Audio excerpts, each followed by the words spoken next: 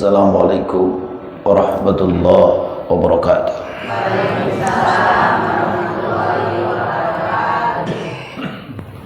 Alhamdulillah bi'alfi alhamdulillah.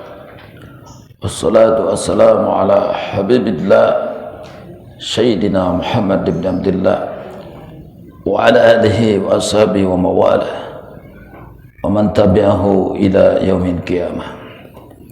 Amma ba'du. Al-Mukarram yang sangat saya hormati kersana Bu Haji Sakuargi, mudah-mudahan tambah waktu beliau ditambah keberkahan hidupnya oleh Allah Subhanahu wa Ta'ala. Yang sangat hormati sesepuh di ini majelis, Ustadz yang saya hormati, mudah-mudahan beliau diberkahi juga hidupnya oleh Allah Subhanahu wa Ta'ala. Tidak lupa salam hormat, salam takdim saya kepada seluruh jamaah yang sangat berbahagia.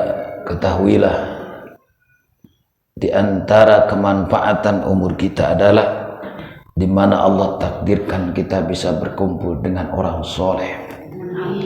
Bahkan kita sama-sama meyakini di mana Allah takdirkan kita untuk berada di kumpulan orang-orang yang mencari ilmu, maka itu salah satu indikator kuat bahwa Allah akan menjadikan kita umat yang baik, umat yang istimewa, mungguh pandangan Allah Subhanahu wa Ta'ala. Para jemaah sedayana, dalam kesempatan ini saya akan menyampaikan sebuah petuah yang sangat luar biasa, di mana petuah ini keluar daripada lisan Al-Imam Syafi'i. Perlu diketahui bahwa Imam Syafi'i itu termasuk golongan mujtahid mutlak. Karena mujtahid itu ada berapa tingkatan. Yang punya kapasitas untuk langsung mengistiqrokan seluruh hukum syariat adalah mujtahid mutlak. Sebetulnya jumlah mujtahid mutlak itu tidak terbatas 4. Lebih daripada 4 yang mumpuni dengan keilmuan, dengan mampu mengijtihad hukum daripada konteks Al-Quran ataupun hadis. Tapi selain daripada yang 4, fatwanya tidak mudawan, tidak terbukukan. Maka daripada itu pendapat ahli sunnah mengatakan kita wajib taklid hukum fikih kepada satu di antara imam yang 4. Satu adalah Imam Maliki, kedua adalah Imam Syafi'i, ketiga adalah Imam Hanafi, keempat adalah Imam Ahmad Hambali. Kenapa harus keempat tersebut? Karena selain daripada yang 4, fatwanya tidak mudawan, artinya tidak terbukukan. Sehingga andai ada orang-orang mengaku berfatwa dengan dalil dasar fatwa selain 4, maka tidak akan bisa dikoreksi benar dan tidaknya perfatwaan tersebut. Boleh saja orang jin-jinan atau berbuat-buat bahwa itu adalah fatwa daripada Imam Mujtahid mutlak, padahal tidak. Nah, sehingga beda lagi kalau orang menjustifikasi atau mengklaim bahwa adalah fatwanya sesuai dengan madhab yang 4, maka itu andai pun salah bisa dikoreksi karena mudawan, terkitabkan, terbukukan daripada fatwanya. Perlu diketahui daripada imam yang 4 itu mujtahid mutlak, di antara yang sangat begitu istimewa itu Imam Syafi'i. Imam Syafi'i itu lahir daripada tahun 150 Hijriah. Ada 3 pendapat. Pendapat pertama, Imam Syafi'i itu adalah lahir di Gaza, kota Palestina. Tapi ada pendapat yang kedua, beliau lahir di Askolan, tapi tetap masih daerah Palestina. Yang ketiga, walaupun lemah, ada pendapat yang mengatakan Imam Syafi'i lahir di Yaman. Perlu diketahui, Imam Syafi'i itu namanya bukan Imam Syafi'i. Kalau bahasa Sunda itu Syafi'i itu nama baoknya, bukan uyutnya, bukan eyangnya, bukan kakeknya, bahkan bukan bapaknya. Nama asma karimah beliau itu Muhammad, Syekh Muhammad. Jadi kalau kita lihat dalam kitab, diantaranya itu kitab Bajuri, kita akan mendapatkan bahwa nama Imam Syafi'i itu Muhammad bin Idris bin Abbas bin Utsman bin Syafi'i. Jadi Syafi'i itu Siapa? Bukan kakeknya, bukan eyangnya, tapi bawoknya. Jadi keturunan beliau ada ulama besar namanya Syafi'i. Nah, yang kita akan bahas adalah bukan pendapat Syafi'i, tapi pendapat Syekh Muhammad. Tapi Syekh Muhammad ini maksudnya Imam Syafi'i, yang padahal nama Syafi'i itu adalah nama bawoknya. Seperti kita tahulah pengarang kitab Alfiyah itu kita kenal Ibnu Malik, yang sebetulnya Malik itu bukan bapaknya tapi kakeknya, ya. Jadi seperti gitulah. Jadi ulama dulu itu untuk menyebarkan ilmu oleh jamaah-jamaahnya selalu dikenal dengan nama lain. Ada asma karim yaitu nama asli, ada asma laqab, ada asma kunyahnya. Asma yang masyhur buat Imam Syafi'i itu adalah Imam Syafi'i yang sebetulnya namanya Syekh Muhammad bin Idris bin Abbas bin Utsman bin Syafi'i, namanya Muhammad. Beliau itu istimewanya adalah dikatakan dalam kitab yang saya buka sebelum ke sini, beliau itu umur 2 tahun udah masantren, udah hijrah dipondokan oleh sang ibu kemana? Ke Mekah, umur 2 tahun itu. Jadi boleh kita rujuk, kalau kita ingin punya anak ulama, bisa diikhtiar. Kalau kita ingin punya anak jadi nabi, nggak bisa. Tapi kalau kita ingin punya anak jadi ulama, bahkan kesananya ingin anak kita jadi wali, bisa diikhtiarkan, maksudnya bisa diusahakan. Adapun nasib dan tijanya urusan Allah, cuma bisa diikhtiarkan. Di antara ikhtiar kita, andai ingin punya anak menjadi ulama, adalah dengan sedini mungkin disibukkan perkara urusan ilmu agama. Hindari dari kontaminasi pergaulan-pergaulan yang tidak berguna. Insya Allah dengan sesering mungkin dari usia ini dimasukkan ilmu agama, akan dengan sendirinya ilmu agamanya mumpuni. Ya, segat balagohnya ulama, itu kan isim fa'il. Alimun, segat balagohnya pu'alaun, jadi ulamaun, orang-orang yang punya ilmu banyak. Kalau ilmunya sedikit nggak sah sebut ulama. Jadi ulama itu orang yang punya ilmunya banyak, ilmu agama. Jadi Imam Syafi'i istimewa 2 tahun Bu udah mondok ke Mekah. Bukan mondok di dalam negeri, udah ke Mekah sama ibunya. Istimewanya lagi dalam kitab, saya bukan buat-buat ya, cuma saya nggak bawa kitabnya, takutnya nih sombong nih. Dalam kitab tersebut dibahasakan dengan bahasa Arab, beliau itu usia 7 tahun udah ketalal Al-Quran 30 juz itu. Sudah tahfidz Bu, 10 tahun itu. Bukan juz ke-30, 30 juz. Kalau anak kita bolehlah juz 30. Itu mah bukan juz 30, tapi kebalik. 30 juz total. Beliau itu udah tahfidz. Oh, subhanallah. Bisakah? Sangat bisa, Bu. Saya ingatlah waktu dulu, walaupun gak jadi tahfidz, saya pernah alhamdulillah. Kalau juz 30 SDG udah alhamdulillah. Jadi artinya beliau itu bukan orang sembarangan. Istimewanya lagi adalah beliau itu murid Imam Maliki. Imam Maliki sami kan? Sama Muzahid Mutlak. Imam Maliki punya kitab yang namanya Kitab Muwatta. Isinya adalah daripada 1000 hadis Nabi. Istimewanya adalah umur 10 tahun Imam Syafi'i udah ketalar luar kepala Kitab Muwatta Imam Maliki. Itu Imam Syafi'i itu. Jadi istimewanya Imam Syafi'i udah ketalar Quran umur 7 tahun, 10 tahun beliau udah ketalar 1000 hadis luar kepala. Kalau di kita mah ya hadis 5 juga bisa jadi ustad. Yang penting bisa bicara, jadi ustad. Kalau di kampung kan bisa bicara, bisa tahlil, bisa qur'an, udah jadi ustad. Yang padahal ngaji itu tidak sebatas itu. Tapi layaklah kita hargai siapapun orangnya. Yang Allah kasih amanah ilmu, tetap wajib kita hormati, walaupun ilmunya gak besar-besar banget. Kenapa? Karena Allah itu biasanya memantaskan seseorang itu sesuai dengan ilmunya. Ada kapasitas untuk 1 RT, biasanya Allah biasa ya, sunatullah, saya bicara sunatullah. Ada yang kapasitasnya lintas kecamatan, lintas kabupaten, lintas dunia. Nah itu semua atas dasar kehendak Allah Subhanahu wa Ta'ala, biasanya sesuai dengan keilmuan tersebut. Saya kembali lagi, Lebih istimewa adalah Imam Syafi'i waktu usia 15 tahun beliau udah diperintah dan diberi izin oleh gurunya untuk menjadi mufti. Apa itu mufti? Orang yang punya kapasitas berfatwa. Berfatwa tentang apa? Termasuk berfatwa tentang hukum agama.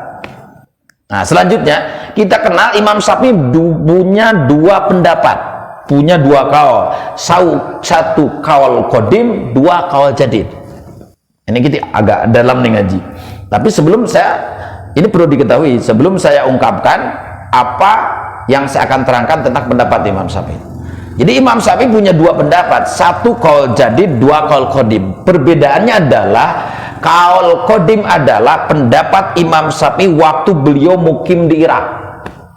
Jadi beliau itu setelah ngaji di Mekah, hijrah menjadi mufti di Irak. Pendapat seluruh Imam Syafi'i yang terjadi dipatwakan di Irak namanya kaul qadim Imam Syafi'i. Saja beliau hijrah kemana? Ke Mesir. Bahkan dalam sejarah tepat tahun 205 beliau wafat di Mesir, dibunuh hari Jumat, maut syahid itu. Maka kita maaf nih, jangan alergi terhadap siapapun ulama kita yang didolimi, termasuk guru saya Al-Habib Muhammad Rizik Syihab, karena emang ada dalam sejarahnya ulama itu jangankan cuma di penjara, dibunuh pun ada. Jangankan ulama, Khulafaur Rasyidin berapa yang dibunuh? Contoh, Sayyidina Ali kan dibunuh juga. Apa sih hikmahnya? Saya buka ya. Kenapa banyak orang soleh, ulama terdahulu yang Allah takdirkan mati syahid? Hikmah terbesar adalah Allah ingin menyempurnakan nikmat buat mereka dengan ditakdirkan mati syahid. Termasuk Imam Syafi'i. Itu mati syahid, syahidan dalam gitunya. Syarh Rajab, akhir bulan Rajab itu, tahun 205 Hijriah. Dibunuh itu. Nah, Imam Syafi'i telah berfatwa dalam satu tausiahnya bahwa khairud dunya wal akhirah fi khamsi hisalin. Kebaikan dunia dan akhirat buat kita nih jemaah di sini, buat saya, buat seluruh manusia, kebaikan dunia dan akhirat bisa diraih dengan 5 hal. Insya Allah, kalau kita kaji sekarang nih masalah ini, selanjutnya kita bisa ngamalkan, udah selesai hidup kita, bahagia dunia akhirat. Karena jaminan dari Imam Syafi'i, yang mana Imam Syafi'i yang tadi itu bukan orang sembarangan. Jadi lisannya itu lisan wali. Bahkan beliau itu habaib juga, keturunan Rasul itu. Beliau berkata bahwa khairud dunya wal akhirah fi khamsi sholid. Kebaikan, keistimewaan, kemuliaan dunia dan akhirat akan kita raih dengan 5 hal. Mana? Satu, ginan nafsi. Apa itu dan nafsi? Kaya hati. Jadi ibu kalau ingin bahagia, hidup ingin selamat, hidup ingin istimewa, dan gampang sebetulnya kalau diucapkan. Resep yang pertama harus kaya hati.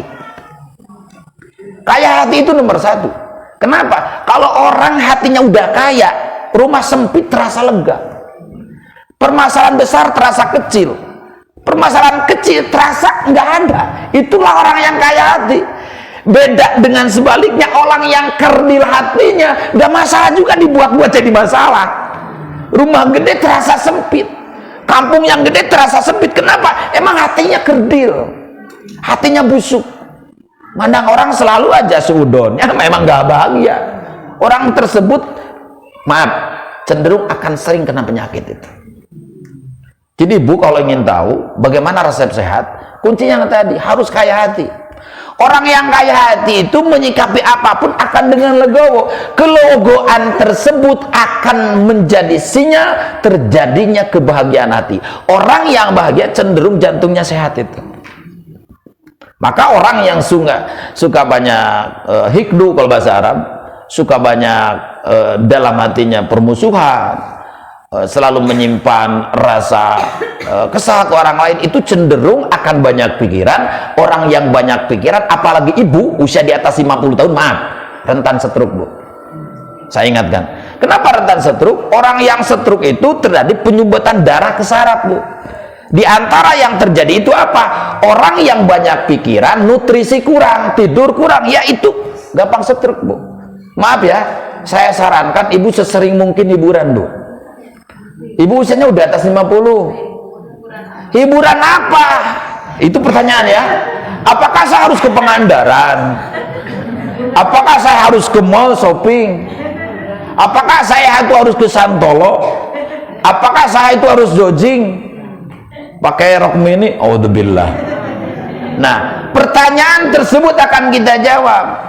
Yang menjadi kita hiburan itu dalam konteks bina nafsi itu sangat mudah. Kalau kita udah kaya hati nih, dengan suami juga bisa hiburan, Bu.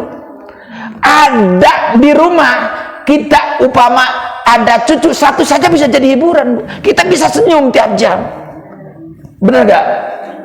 Makanya saya alhamdulillah banyak anak, banyak hiburan. Anak saya puluhan. Kalau anak pribadi cuma 6, tapi anak pendidikan, anak didik insya Allah sehari sekali itu hiburan, apapun dibuat lelucon aja. Nah, itu yang orang nggak paham. Hilangkan asumsi hiburan itu harus mahal, Bu. Hilangkan pemikiran hiburan itu ibu harus belanja ke Wanaraja sama duit sakarung, bangkar gitu, rungkan aduh punten ke CH.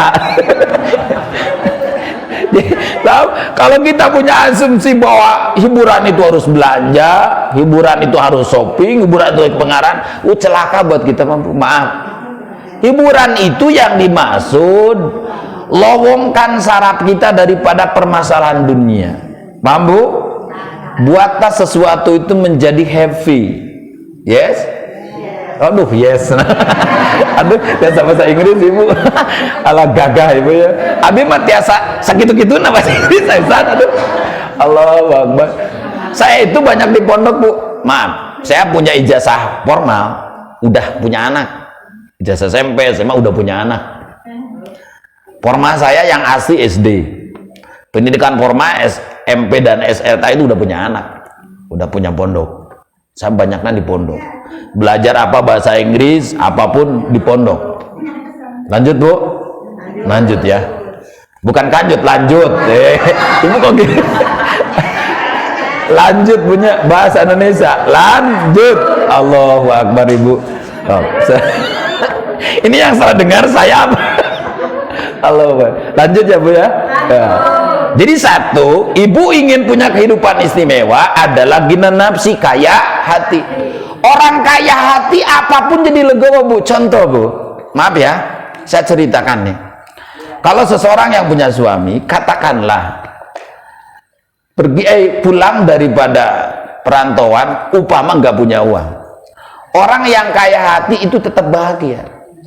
Apapun gunanya, apa gunanya? Andai upama uang datang, ternyata suami ibu tinggal bajunya, suami ibu tabrakan, auzubillah amin.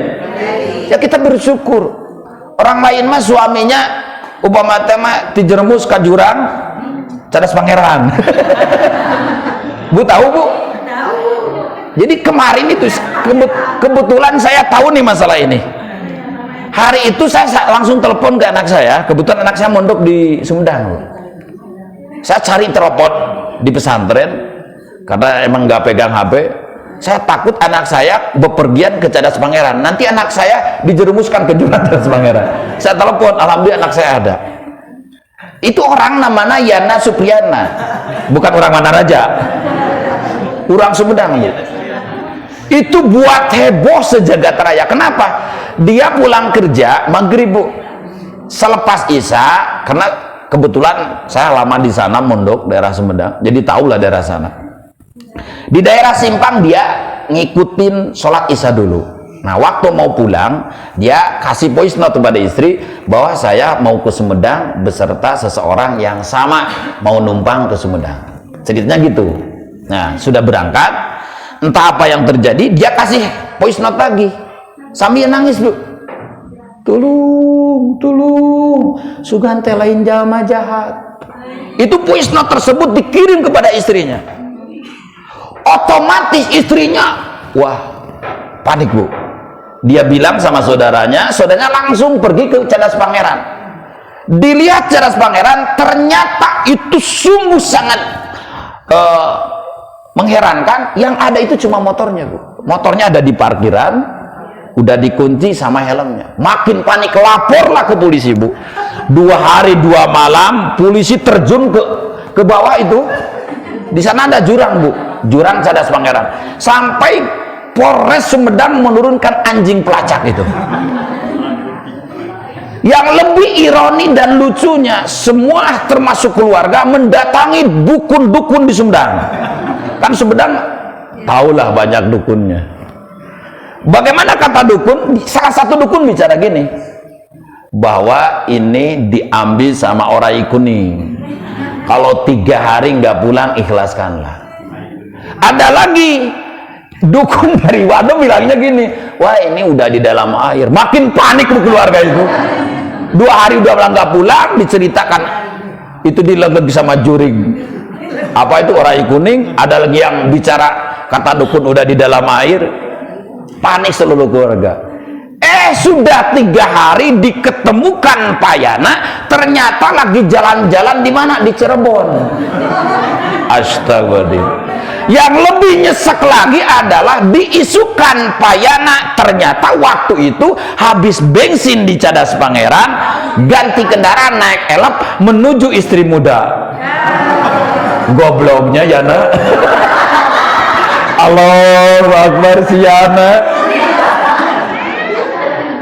Nu paling ngeri naon, rungkan kabeh dukun salah. Dukun salah. Jadi batal ta dukun, jadi teu palayu ene teh dukun. Da salah kabeh. Boa-boa harita teh keur ngeupan ngora boa-boa. Allahu Akbar. Tah, mun ditulung-tulungan punya. Barang jeung ngomoran. Asmeureun. Allahu Akbar. Ditewak teh ke polisi, alasanna kitu, Bu. Di Padamelan punya permasalahan, di keluarga pun gitu. Dia takut sama keluarga, ketemu sama istri, inginnya disangka mati terbunuh. Artinya adalah hikmah dari cerita ini, walaupun terkesan lucu, emang kenyataannya begitu. Saya mau kasih hikmah ya. 1, kalau ibu sebagai istri, wanti-wanti jangan sampai terjadi suami takut pulang. Kalau terjadi suami ibu takut pulang, siapa tahu nanti suami ibu jadi payana kedua.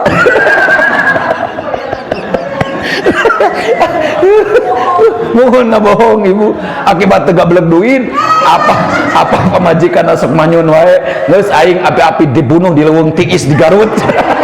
Pada makawin deui sok. Watak ulah kitu ibunya. Caroge ibu nelpon bahwa usaha teu hasil wios gia pe wah wios Kang wangsul ulang kekepan we gitu. Kan indah. Nah itu alagina nafsi Bu, kaya hati. Beda kalau hatina kede sia ulah mantong teu mau duit mah aing mah hoream sia mantong ka indung maneh. Kumaha ibu mau dipecat jadi pemajikan gitu. Auzubillahi min. Jadi kaya hati itu mahal. Imam Syafi'i nggak mungkin bohong Bu. Ulama, wali, keturunan Nabi lagi. Kalau kita ingin punya keistimewaan, ingin punya kebaikan di dunia dan akhirat, kunci yang pertama itu gina nafsi, kaya hati. Saya akan sedikit bercerita.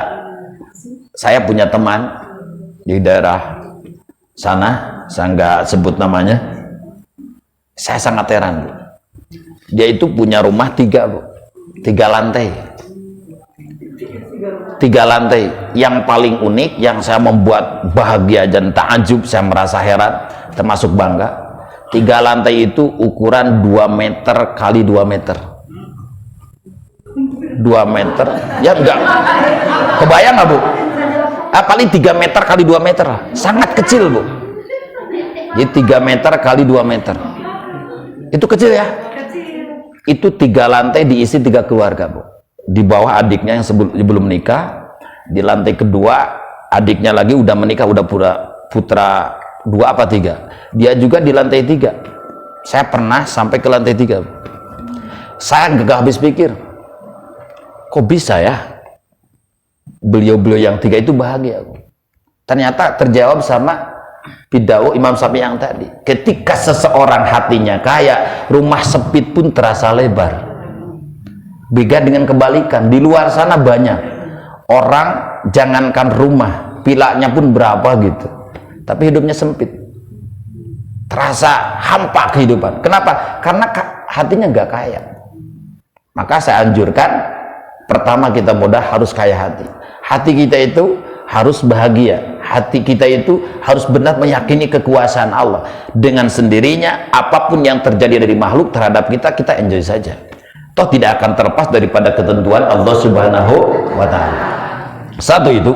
Kedua, kata Imam Syafi'i, yang akan ada jaminan kita mendapat kebahagiaan dan kebaikan dunia dan akhirat, kata Imam Syafi'i adalah waqaful adza.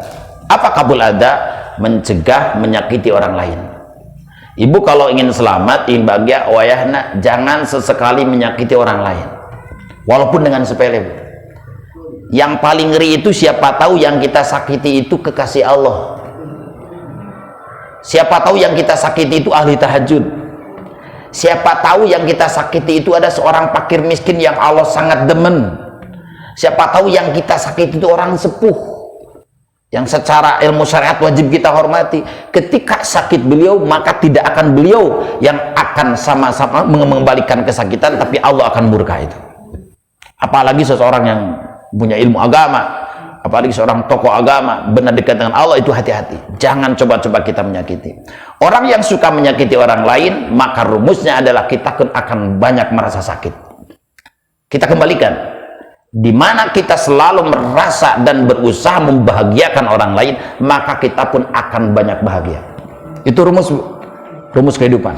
Semakin banyak kita membahagiakan orang lain, yakinlah kita akan semakin banyak bahagia.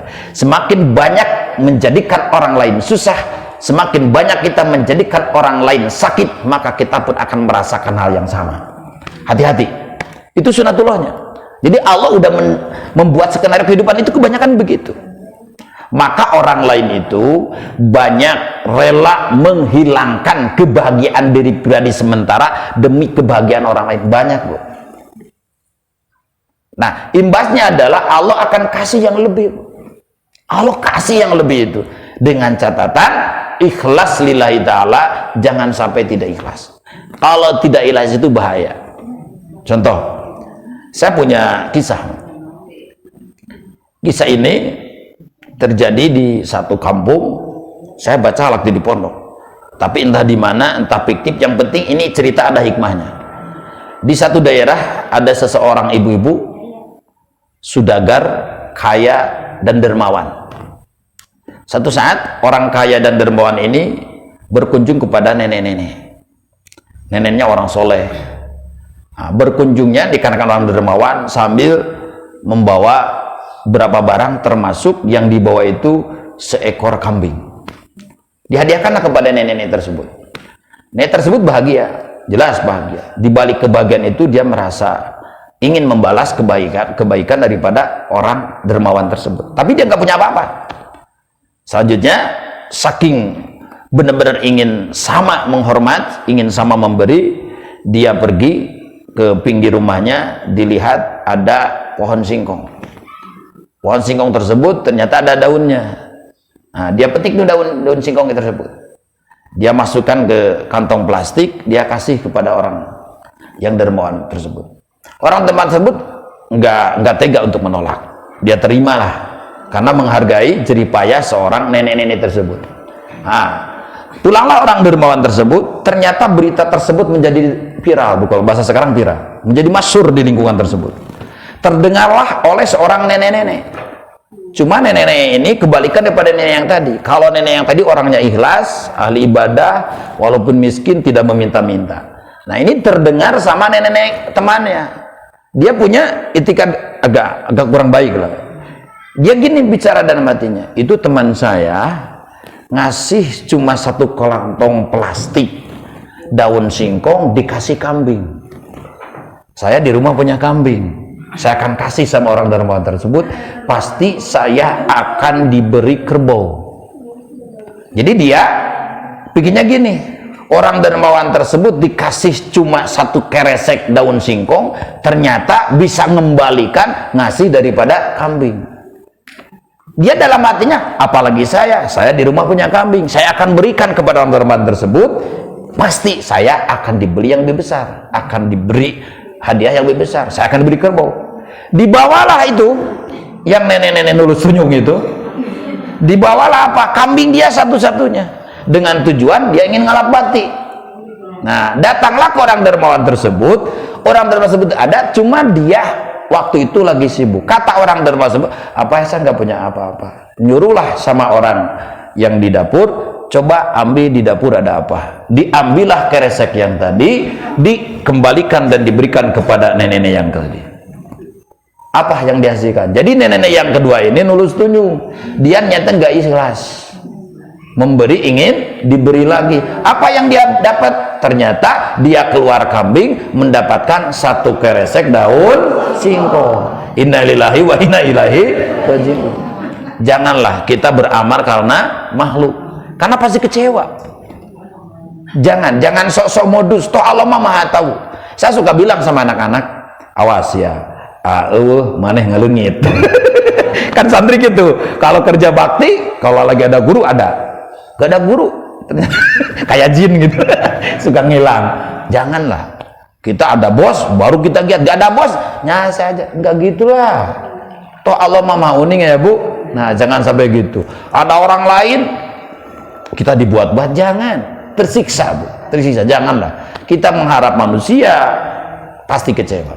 Kembali lagi, kata Imam Syafi'i, untuk kita mendapatkan kebahagiaan dunia dan akhirat, yang kedua adalah cegahlah menyakiti orang lain. Jangan sampai menyakiti orang lain. Ketiga, pendapat daripada dawuh Imam Syafi'i untuk keistimewaan dan kebahagiaan dan kebaikan kita di akhirat adalah wakasbul halali, mendapat kasab yang halal. Kalau guru saya bilang, si halal-halalnya pun masa gini subhatnya selalu ada. Yang penting minimal lah, jangan sampai kasab yang haram, jangan sampai. Yang paling minimal lagi, jangan sampai nggak mau kasab. Ini jadi masalah. Walaupun alasan dunia, walaupun alasan akhirat gak baik. Contoh, mungkin ada orang sehari-hari cuma di masjid, wiridan, baca Quran. Ternyata di rumahnya isinya keliling kampung, pinjam beras. Gak elok lah. Jangan sok-sok dekat dengan Allah, ternyata kewajiban ditinggalkan. Masa dong agama menyuruh untuk menantarkan keluarga? Enggak lah. Likulli syai'in haq. Apapun ada haknya. Kita beribadah kepada ada haknya.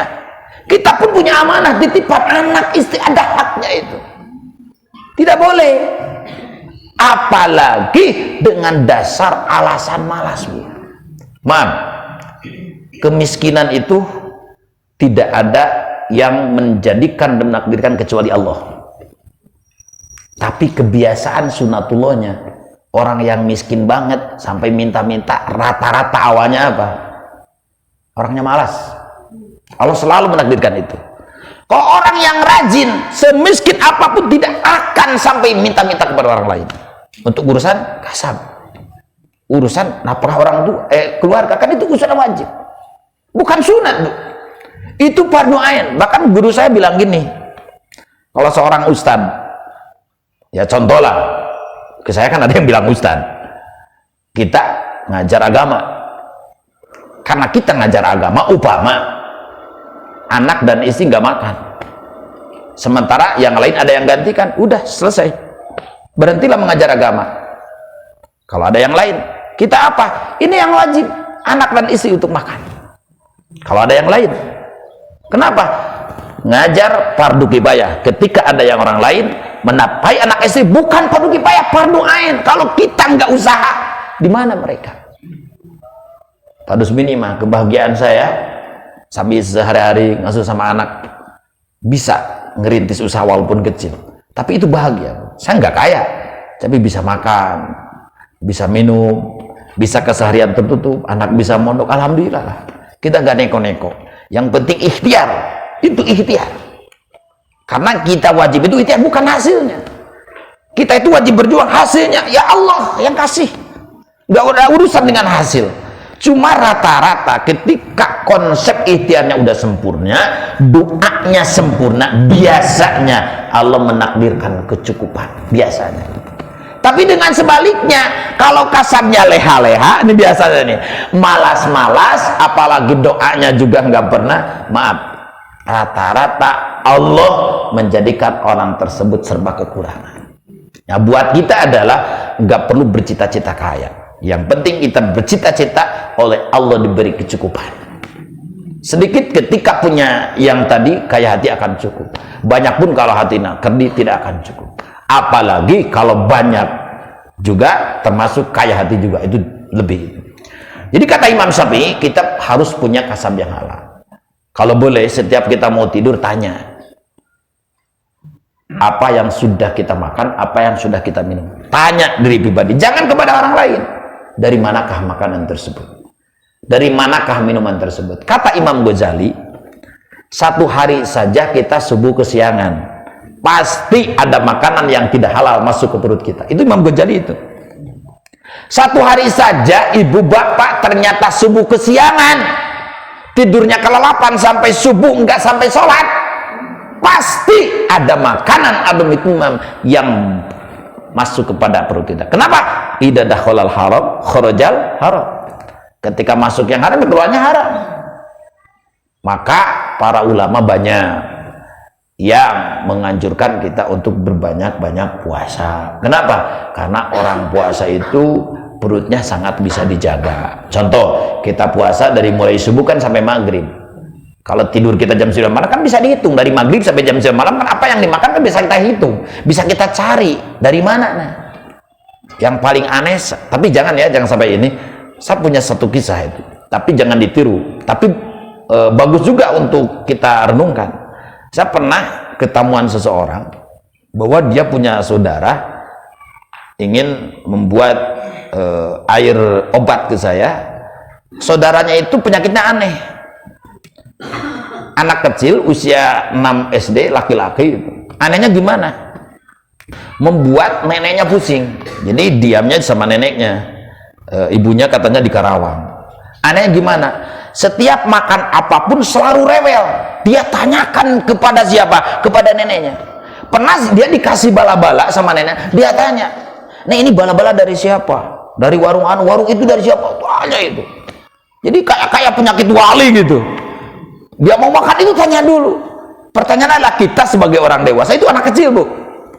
Penyakit udah aneh. Dia kalau lagi main dengar adzan langsung lari itu. Lari itu. Cuma kelebihan gitu. Sampai lagi sekolah juga lari itu. Gurunya sampai aneh. Lari langsung ke masjid, langsung wudu. Pertanyaan, kita udah dewasa pernah nggak gitu? Kita di depan ada nasi, pernah nggak tanya, "Ini nasi dari mana uangnya?" Dari anaknya usaha di mana? Jangankan di kota, upama jangankan di kotanya, di diskotik. Oh, ini dari tetangga saya, bagaimana kasarnya? Bukan untuk sudon ya, bukan untuk sudon. Baiknya kita koreksi dulu. Nah, selanjutnya kalau kita nggak tahu, ya boleh kita pakum, jangan sudon, pakum. Tapi cuma kalau mendapat ilmu sufi itu gitu. Jadi kalau pendapat sufi itu dak ma yuribak ila ma yuribak.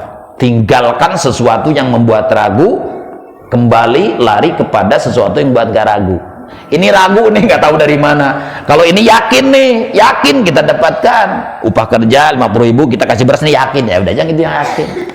Kalau ini nggak yakin, itu kalau prinsip sufi ya. Kalau prinsip fikih beda. Kalau menurut prinsip fikih, yang penting kita nggak yakin haram ya nggak apa-apa, halal itu, halal ya. Jadi satu, kaya hati. Kedua adalah jangan menyakiti orang. Ketiga adalah punya kasab yang halal. Keempat adalah walibasut taqwa. Apa libasut taqwa itu? Bukan pakaiannya. Libas itu artinya pakaian, tapi ini kata majaz. Artinya selalu dan selamanya kita punya ketakwaan nempel itu. Saking nempelnya seperti pakaian, nggak lepas, nggak ada jarak antara pakaian dan badan kita. Begitu pun takwa. Maaf, ibu takwa jangan cuma di pengajian. Di pengajian ibu pakai kerudung. Awas, hati-hati, besok-besok ke pasar jangan sampai nggak pakai kerudung. Itu tandanya takwanya melekat. Ibu tutup aurat bukan cuma di pengajian, tapi dimanapun harus tutup aurat.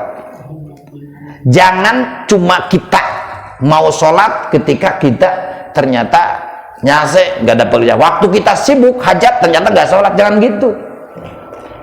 Kita mau meminta kepada Allah ketika kita dalam posisi tersempit, punya masalah. Ketika punya bahagia ternyata jadi lupa kepada. Jangan. Selalu menempel ketakwaan, takut kepada Allah itu dalam beberapa situasi. Kenapa? Karena ketika kita ternyata takwanya dipilih-pilih, taatnya dipilih-pilih, itu sungguh tanda kita lemah dalam keimanan kepada Allah Subhanahu wa ta'ala. Jadi ketakwaan itu harus melekat dimanapun kita berada. Contoh, ketika umpama orang ada yang lihat kita sedekah, gak ada yang lihat pun sedekah, karena Allah maha tahu. Gak ada yang lihat kita sholat, gak ada yang lihat ataupun ada tetap sholat. Ada suami kita tetap taat, gak berani melakukan sesuatu yang tidak ridho suami. Suami gak ada pun sama, jangan sampai kong kali kong. Contoh, kalau suami ada gak berani ngambil apapun untuk orang tua kita. Kalau ternyata nggak ada, kita berani enggak. Itu tetap maling, Bu. Tetap maling. Tetap kita harus ada izin daripada suami. Kenapa? Karena perempuan itu dalam ilmu syariat tetap dasar keridhaan Allah itu ada dalam dasar keridhaan seorang suami. Tetap jangan kita sok membuat kebaikan tanpa izin suami. Nggak boleh. Tetap nggak baik, Bu. Saya ingat cerita dalam kitab Ukudul Hujan itu. Ada seorang istri, Bu, dimanapun dia ketika mau mengambil apapun, nyimpen apapun selalu baca bismillah. Kebetulan seorang istri tersebut baik, tapi suaminya nggak baik. Dia pusing. Kok istri saya selalu baca bismillah? Nah, satu saat dia tes. Kata suaminya, ini dompet saya isi uang, coba simpan sama kamu. Diambillah itu dompet sama istrinya, dia baca bismillah, bismillahirrahmanirrahim, disimpanlah pada lemari. Karena suaminya niat jahat itu, nginget tes bismillah itu, dia ambil dompetnya, dia masukkan ke sumur. Itu kan cerita dalam kitab Ukudul Hujan. Dalam Ihya juga ada cerita ini. Selanjutnya suaminya dia kan mau ngetes, dia suruh istrinya, coba dompet saya kesinikan. Nyantai aja istrinya, dengan baca bismillah buka lemari itu, biidznillah dompet itu jadi ada. Allah kembalikan apa? Satu, berkah ketaatan dan kesolehan seorang istri. Allah kasih itu. Nah, ini masalah cerita ini kan ada dalam kitab-kitab waliullah, ini pasti adanya. Nah, artinya adalah kebaikan kita jangan pamrih kepada manusia. Dimanapun kita harus takwa. Dimanapun kita harus takut kepada Allah Subhanahu wa ta'ala. Nah, sekarang itu lagi ngetren, Bu. Lagi ngetren apa? Banyak orang yang ketiduran malam ternyata jadi subuh kesiangan. Yang saya lihat nih, asbab awalnya ini terjadi corona. Coba perhatikan generasi muda kita, banyak sekarang pola hidupnya berubah. Tidur malam, bangun kesiangan, banyak itu. Dulu awalnya karena sekolah libur, besoknya nggak sekolah, nyase aja, tidurnya jam 12 malam, jam 1 malam, bangunnya berapa? Jam 7, jam 8. Nggak tahu, kita mah nggak sholat. Upama, nggak pedulilah, orang tahu nggak, orang lain nggak tahu, nggak, jangan begitu. Tidak boleh. Bahkan hukumnya haram kita tidur jika kita mengetahui dengan tidur tersebut sholat akan tertinggalkan. Jadi haram tidurnya, Bu. Maka bagi ibu hukumnya wajib membangunkan siapapun orang yang di rumah ketika waktu sholat mau habis. Wajib, bukan sunat, wajib kita bangunkan. Nah, maka kalau ibu ingin menjadi pendakwah, bapak ingin menjadi pendakwah, tidak melulu harus pegang mic.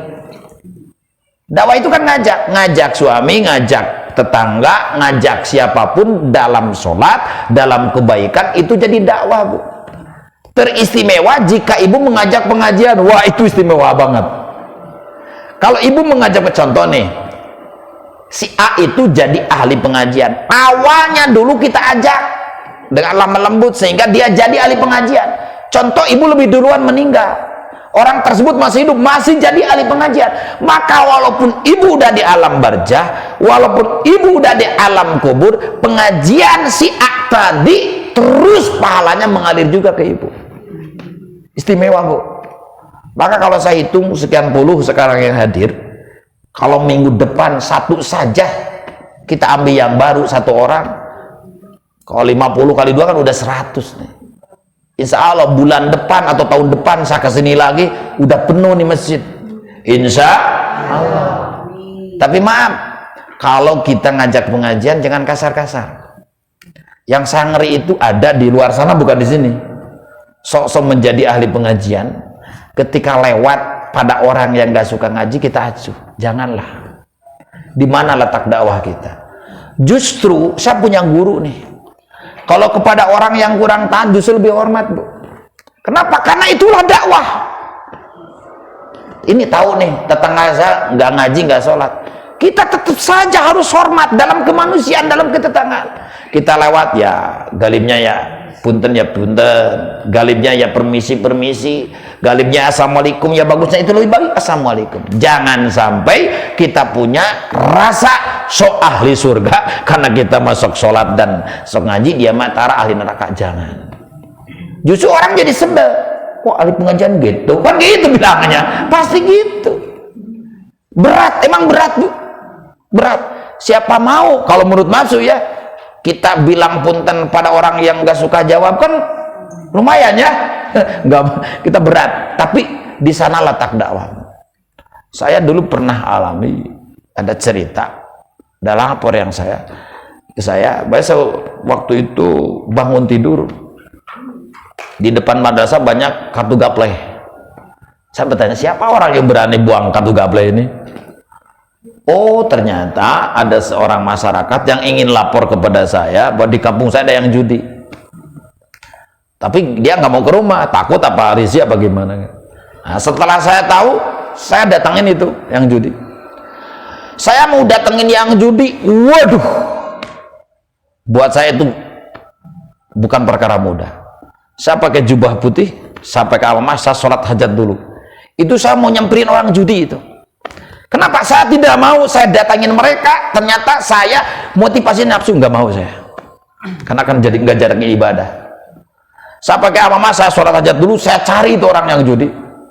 Nggak ketemu. Orang kampung nanya, ada apa? Saya yang judi, orang judi. Sampai sekarang saya belum dengar lagi. Gak tahu kalau di luar saya, gak pernah saya dengar lagi. Artinya adalah sesuatu kebaikan pun tetap adalah harus hati-hati. Harus hati-hati. Dengan apalagi kita mengajak kepada kebaikan, harus dengan cara yang baik. Nah, selanjutnya dalam pidato Imam Syafi'i yang tadi, bahwa beliau mengatakan libasut takwa, ketahuan melekat. Takwa itu ada 3, Bu. 1 takwa dalam hati, 2 takwa dalam lisan, 3 takwa dalam perbuatan. Apa takwa dalam hati? Hati harus benar takut kepada Allah, hati harus benar taat kepada Allah. Jangan sampai hati lebih takut selain daripada Allah, bahaya. Contoh, lebih takut kepada jin, lebih takut daripada guna-guna, daripada jangan. Emang ada ya, maaf, penyakit goib itu ada, saya yakini ada. Di antara syarat iman itu kan kita harus iman kepada yang goib. Di antara goib kan makhluk halus, jin. Pertanyaan, apakah bisa jin berbuat jelek kepada kita? Bisa, tapi tetap semuanya atas dasar izin daripada Allah Subhanahu wa Ta'ala. Yang menjadi masalah itu jangan sampai kita lebih takut hal demikian daripada takut kepada Allah Subhanahu wa Ta'ala.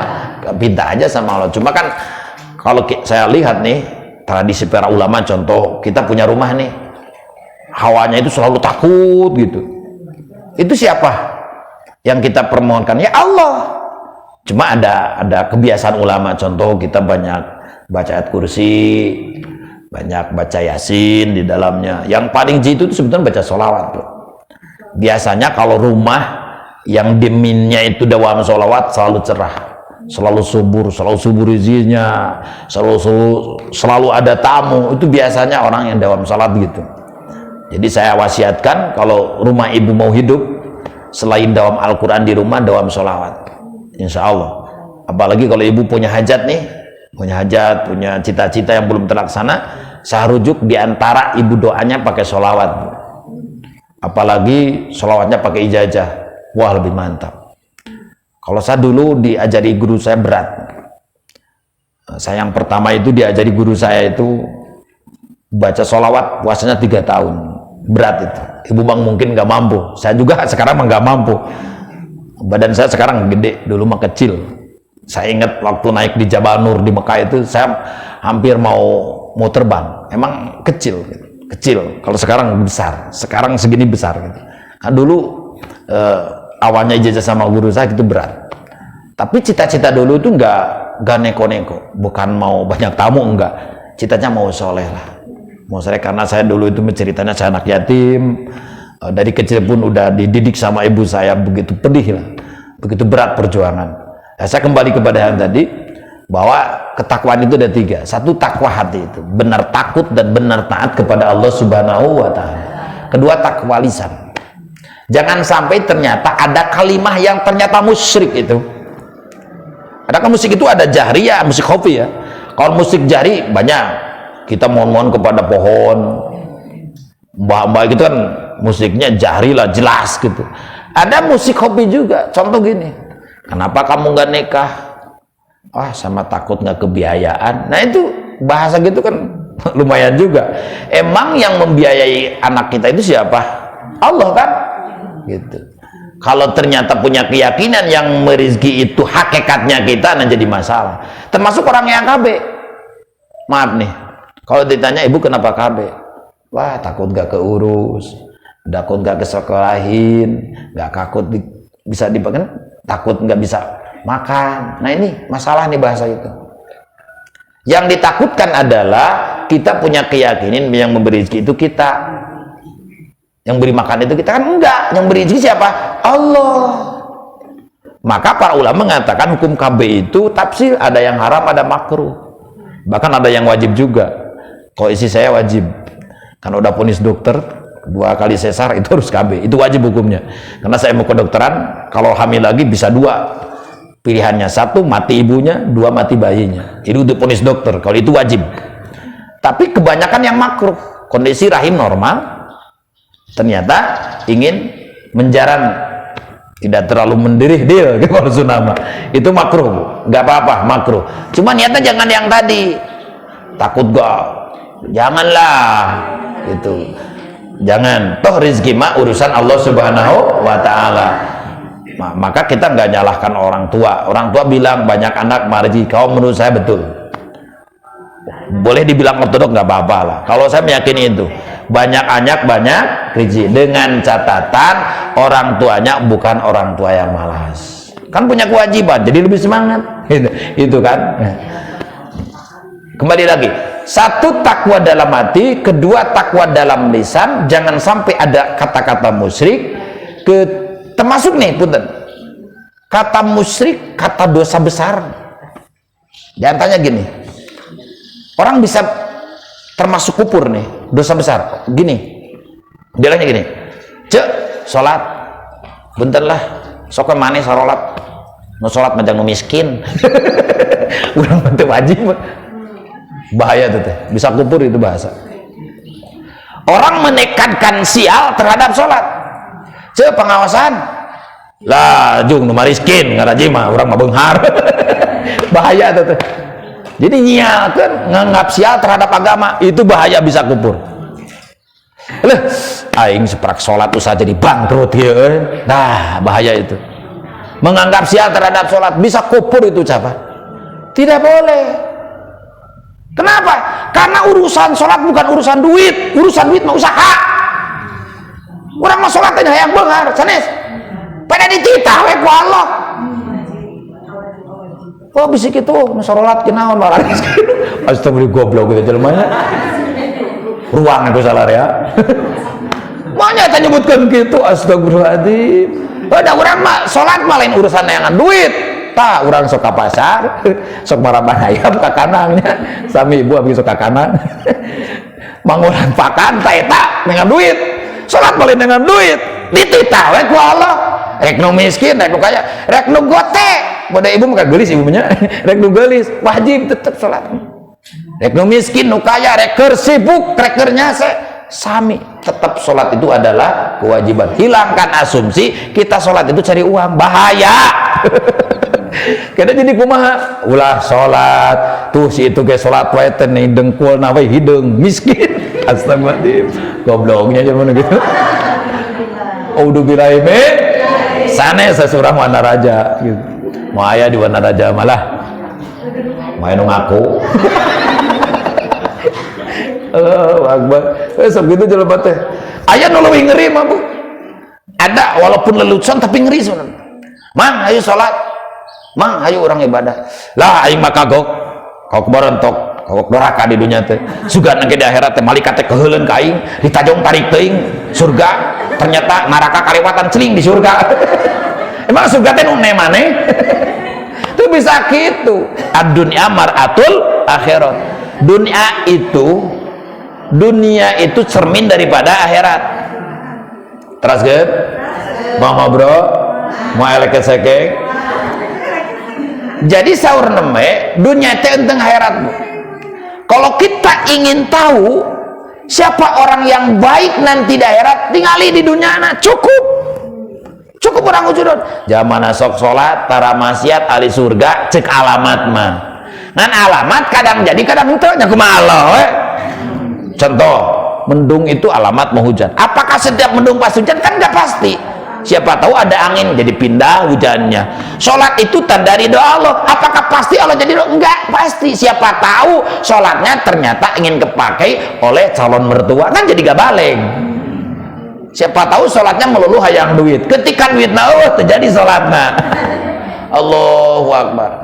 Tapi tetap kita harus menghargai pendapat para ulama bahwa di antara wasilah kita meminta itu bisa sambil sholat. Emang bisa, tapi bukan tujuan. Contoh kita kan doa, Robbi firli, warhamni, wajburni, warpa'ni, warjukni, wahdini, wa'afini, wabani. Beak, nah doa TKB pumplit jadinya. Minta rezeki naik, minta kita diangkat derajat, minta kita diberi, diampuni segala dosa. Wah, segala aja, minta hidayah segala ada dalam sholat itu. Maka orang yang sholat sejatinya orang yang sedang munajat kepada Allah Subhanahu wa ta'ala. Cerita daripada Sayyidina Ali, beliau pernah tertublas daripada pedang itu. Ketika dia tertublas pedang, dia bilang, nanti kalau saya sholat baru cabut. Kenapa? Karena Imam atau Sayyidina Ali, Sayyidina Ali itu ketika beliau sholat itu khusyuk dengan Allah, apapun rasa sakit gak kerasa. Kalau kita mah kebalik, justru kalau lagi sholat teh hilang kunci gua juga dapat. Ingat dengan kunci, dengan kunci ke sholat. Berarti sholatnya kemana-mana itu. Ya, satu takwa dengan hati, dua dengan lisan, tiga takwa dengan pekerjaan. Modus, modal dusta, ngomong sin ku Allah hari subuh kaburangan. Modus, modal dusta, ngomong takwa ke Allah. Hari pagawean upama tema ngajablay, udah bilang jamin, tidak boleh lah. Jadi takwa itu harus direalisasikan, diaplikasikan sama pekerjaan sehari-hari. Terus meningkat gitu. Biasanya kalau ahli pengajian selalu setiap minggu, tiap hari ada evaluasi, insya Allah lah. Makin hari makin meningkat, kesolehan, ketakwaan makin meningkat itu. Biasa dengan keberkahan para ulama, keberkahan para ustaz, keberkahan doa-doa di pengajian, insya Allah. Makin tambah waktu, tambah kesolehan, paling bahagianya insya Allah mudah-mudahan seluruh ahli majlis alim pupus dalam kondisi husnul khotimah. Mun husnul khotimah insya Allah sami-sami tiasa ketepang di surga Allah Subhanahu. Nah, selanjutnya adalah saur Imam Syafi'i saatosna kita kaya hati, selanjutnya kita mencegah menyakiti orang, selanjutnya kita adalah kata tadi punya kasab yang halal, selanjutnya takwa yang melekat, yang kelima adalah wathiqatu billahi ala kulli halin. Artinya apa? Selalu berpegang teguh, berkeyakinan, bergantung diri kepada Allah dalam berbagai macam situasi. Jangan bergantung kepada siapapun. orang yang akan bahagia, orang yang akan mendapat kebaikan, orang yang mendapatkan keistimewaan adalah selalu dan selamanya bergantung diri kepada Allah Subhanahu wa Ta'ala dari berbagai macam hal, dari berbagai macam posisi. Jangan terlalu dan tidak boleh bergantung kepada selain Allah Subhanahu wa Ta'ala. Nah, cuma awas, orang yang bergantung kepada Allah, hati-hati. Orang yang bergantung diri kepada Allah bukan dalam arti orang yang tidak ikhtiar dan usaha. Catat.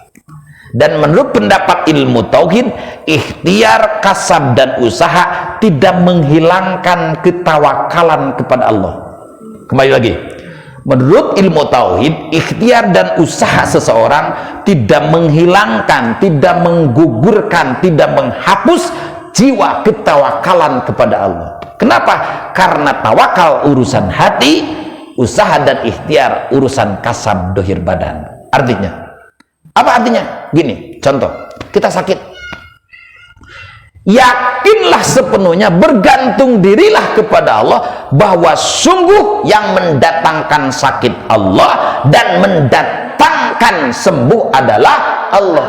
Itu apa? Hati kita yakin kepada Allah. Tapi urusan jasad tetap kita harus ikhtiar. Pantasnya kita beli bodek, ya beli bodek. Pantasnya kita pergi ke bidan atau ke mantri, pergilah ke mantri. Pantaslahnya dioperasi, ya dioperasi. Itu urusan jasa. Paham ya? Walaupun hati kita berpegang teguh yakinnya yang mendatangkan sakit adalah Allah, menyembuhkannya pun Allah, tapi tetap secara ilmu dohir, secara ikhtiar kasabah dan kita harus bergerak. Nah, ini seninya. Jangan sampai alasan bertawakal kepada Allah ternyata kita diam. Salah dong. Contoh gini, yang memberi makan itu Allah, yang beri lapar itu Allah. Udah aja diamlah. Jangan gitu. Bahkan hukumnya haram seseorang dengan sengaja ya untuk mendekati daripada kodok-kodar Allah secara ikhtiar dohir, haram hukumnya. Contoh gini, kita selamat milik Allah, celaka pun milik Allah. Kita bilang, nggak apa-apa lah, selamat milik Allah, celaka milik Allah. Diam aja tengah jalan, mobil mau rame, haram itu hukumnya. Betul, kita yakini celaka milik Allah, selamat pun milik Allah, yang akan menyelamatkan Allah. Tapi kita diharamkan sama Allah secara mutauhid mendekati dengan sengaja kodok-kodar Allah yang jelek, diantaranya kata beraku tadi. Tetapi kalau berikhtiar selamat, jalan kita di pinggir. Kalau kita udah jalan di pinggir, kalau kita udah hati-hati ternyata Allah menakdirkan lain, ya kita baru pasrah. Itu pun harus tetap usaha, harus sembuh berusahanya gitu. Nah, itu keseharian kita, itu ada seni. Nah, akan kembali lagi kepada hal yang buruk, ternyata ini kembali kasusnya. Selalu berusaha, wah, sang-sing berobat, ternyata hatinya nggak yakin kepada Allah. Nah, ini juga masalah. Wah, berobat ke sini, kalau masalah sakit ya, kan masalahnya bukan sakit saja. Ini salah satu. Kalau kita sakit, berobat ke sana ke sini, terus ganti-ganti itu, ternyata hatinya kosong kepada Allah. Ini rugi juga ini. Maka harus ada berkesinambungan, sinkronisasi antara keyakinan batin dan ikhtiar badan. Badai tadilah kita lapar, dohirnya kita makan, kita masak, tapi hakikatnya kita yakin yang memberi kita rezeki makan itu Allah, bukan yang lain. Siapa tahu kalau Allah ingin kita lapar mah gampang, ketika kita mau makan mendapat berita buruk, kadang-kadang kita nggak mau makan, kan boleh saja. Kalau pikiran lain kan boleh saja. Ada kan orang tua itu sampai satu malam nggak tidur karena ingat berita buruk. Jangan. Nah, orang yang yakin terhadap Allah, insya Allah akan cenderung benar-benar takut dan bergantung hanya kepada Allah Subhanahu wa Ta'ala. Ringkasan dari ceramah saya, walaupun sederhana, mudah-mudahan ada manfaatnya. Pidau Imam Syafi'i, orang yang begitu istimewa, yang termasuk muzahid mutlak, bahkan termasuk waliullah, bahkan termasuk Habib, keturunan baginda Rasul, bahwa ada 5 orang yang akan mendapatkan kebahagiaan, kebaikan, keistimewaan di dunia dan akhirat. 1 adalah orang yang kaya hati, 2 adalah mencegah menyakiti orang lain, 3 adalah punya kasab yang halal, keempat adalah melekatnya ketakwaan, kelima adalah bergantung diri hanya kepada Allah dalam berbagai macam situasi. Terima kasih, mudah-mudahan besar manfaat dan barokahnya. Maaf atas dasar segala kehilapan saya. Wassalamualaikum warahmatullahi wabarakatuh.